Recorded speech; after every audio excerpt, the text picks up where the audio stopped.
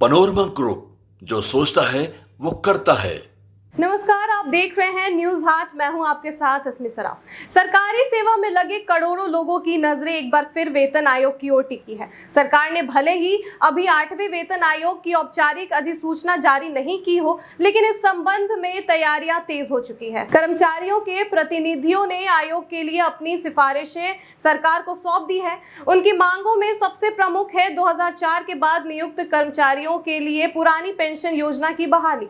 आपको बता दें कि आयोग की सिफारिशें 1 जनवरी 2026 से लागू हो जाएगी, ऐसा कहा जा रहा है, लेकिन उससे पहले इसके टर्म्स ऑफ रेफरेंस तय करने की प्रक्रिया शुरू हो चुकी है। इसके लिए रक्षा मंत्रालय, गृह मंत्रालय, कार्मिक विभाग समेत राज्यों से भी राय ली जा रही है। 8वें वेतन आयोग का असर 45 लाख कर्मचारियों और 68 लाख पेंशन भोगियों पर होगा, जिनमें सेना के जवान भी शामिल हैं। कर्मचारी संघों की सरकार को भेजी सिफारिशों में एक अहम बिंदु ये भी है, स्टैंडर्ड कंजम्पशन यूनिट को 3 से बढ़ाकर 3.6 किया जाए। इसका मतलब ये है कि वेतन की गणना में एक परिवार की जरूरतों को ज्यादा तार्किक बनाया जाए। अगर यह मांग स्वीकार हो जाती है तो सरकारी कर्मचारियों के लिए प्रारंभिक वेतन स्तर काफी ऊपर जा सकता है। यह सिफारिश श्रम एवं रोजगार मंत्रालय की न्यूनतम राष्ट्रीय वेतन नीति पर बनी विशेषज्ञ समिति की रिपोर्ट के आधार पर दी गई है।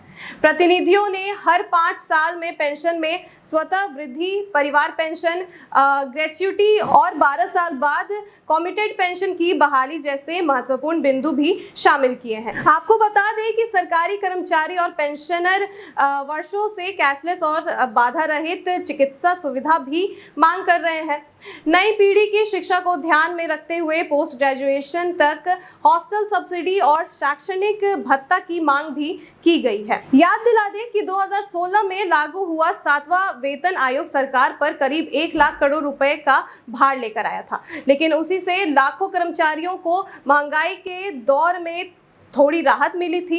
अब लाखों कर्मचारियों को 8वें वेतन आयोग की प्रतीक्षा है। जानने वाली बात यह होगी कि 8वां वेतन आयोग क्या राहत लेकर आता है। आज ही सरकार ने इसके कुछ देर बाद वेतन आयोग को लेकर संसद में जवाब दिया। आपको बता दें कि सरकार ने केंद्रीय कर्मचारियों के लिए 8वें केंद्रीय वेतन आयोग के गठन के अपने फैसले की आधिकारिक पुष्टि कर दी है। सांसद TR बालू और आनंद भदौरिया ने सरकार से 8वें वेतन आयोग के लिए समिति के गठन की प्रगति के बारे में सरकार से सवाल पूछा था। सरकार के जवाब के अनुसार प्रमुख हितधारकों से इनपुट मांगे गए हैं। सरकार द्वारा 8वें CPC को अधिसूचित किए जाने के बाद 8वें वेतन आयोग के अध्यक्ष और सदस्यों की नियुक्ति की जाएगी। सरकार ने अभी तक समिति और उसके लिए संदर्भ की शर्तों की घोषणा नहीं की है। फिलहाल के लिए बस इतना ही। आप देखते रहिए न्यूज हाट। धन्यवाद।